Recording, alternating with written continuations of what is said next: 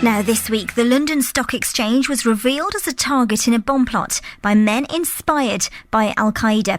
9 men in total were part of a terror network to bring down some of our landmarks and cause chaos in major cities. 4 of the men pleaded guilty to engaging in conduct in preparation for acts of terrorism. 5 other men pleaded guilty to other terrorism offences, which included fundraising for terrorist training and attending operational meetings and preparing to travel abroad. So, what does an issue like this do for the community relations? Well, joining me on the telephone with his reaction is Dr. Nadeem Ahmed from the Darul Barakat Mosque in Bawdsley Green in Birmingham. Welcome to the programme, sir. Assalamu alaikum, Ashabaji. Walaikum salam. Nice to talk to you too. Now, what was your response when you heard this? As I say, over the last sort of few days or so, I've been trying to gauge the community response, talking to people in the mosque, and something like this is something that brings people together in, and really there's 2 main responses that I got speaking to them, especially after Jummah prayers on Friday. I was speaking to a few people there as well, and really it's a mixture of sort of gladness and sadness. I mean, gladness, of course, these people who, let's be honest, were a menace to society. They were planning to caused mayhem and loss of life in London, and it wasn't just London. They were planning other sites as well. If you're reading the texts that are in the newspapers and the internet and the various sites there, the news information sources, and there are things they're talking about doing the Olympics and various other sites, and they had the names and addresses of dignitaries like Boris Johnson, Mayor of London, and really just getting these people out the system, and I think that's what they deserved. I think the sadness really is that, again, it comes back again that this beautiful religion of ours, of Islam, has again been brought into the headlines for the wrong reasons. It always seems that whenever we're talking about Islam, it seems to be in a negative sense, and really what we want to be trying to doing is putting more of the positive aspects of Islam, rather than it always seems to be that the negative aspects, when they become highlighted, that's what seems to grab the headlines all the time. Sure. Now, I'm just reading a Facebook message here. Imran Khan, education, education and education. These men are lost and have no idea of Islamic law. Hence why we need to go back to basics and educate ourselves and others to what Islam actually says. You know, how many times is it before, sort of the Muslim community are coming out and saying this? What more needs to be done? And maybe should more sort of members of the Muslim community come out and condemn this? You know, you've hit a really big nail on the head there. I mean, what are the ways forward from here?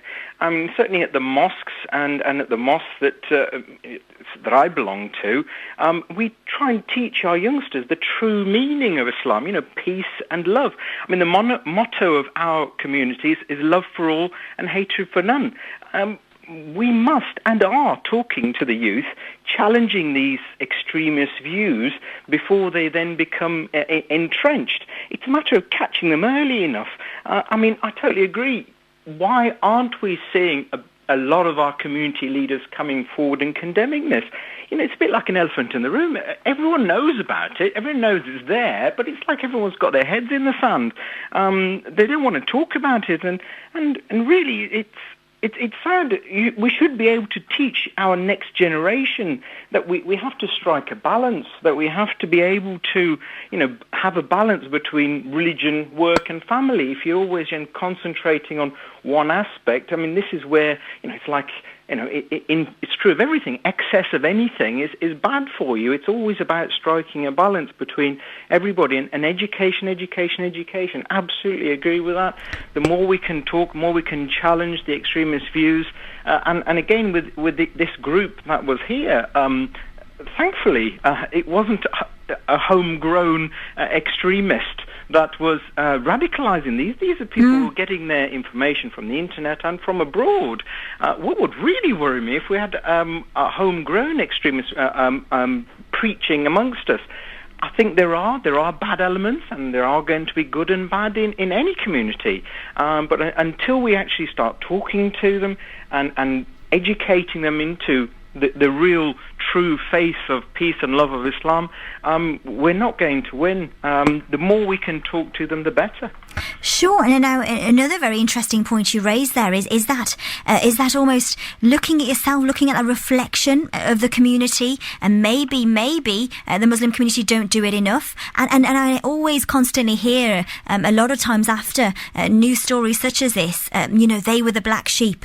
They were the black sheep, and that's it. And then pretty much the subject is left until something else happens. And so it's all about prevention, but it's a really, really tricky one. There is no right answer, as it were, but it does boil down to actually literally people that have been teaching, maybe in the mosques, maybe in schools, maybe a multitude of things, actually saying, well, actually, these are definitely not Muslim people that go around doing this. This is it. I mean, they may call themselves Muslims, but they're certainly not acting as though they're Muslims. The real test of the character of a Muslim, again, is to be able to listen to all these difficult points of view and then assimilate them, look at what is the true Islam, and then actually portray that back.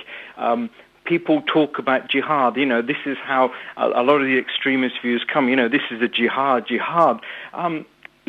days, there's no jihad. Using violence is not something that can be advocated at all in a peace-loving community that we live in, certainly in England and in the United Kingdom.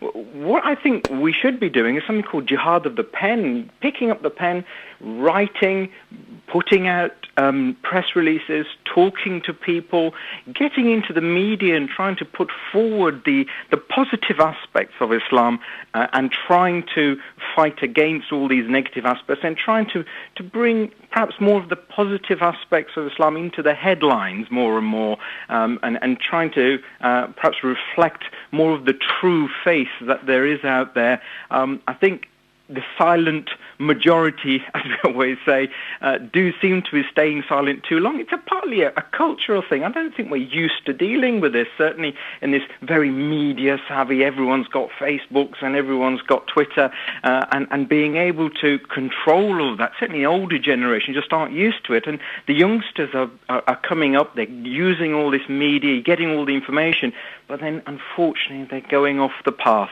We need to try and bring them back onto the right path. Dr. Nadeem Ahmed, thank you so much for joining us. Thank you.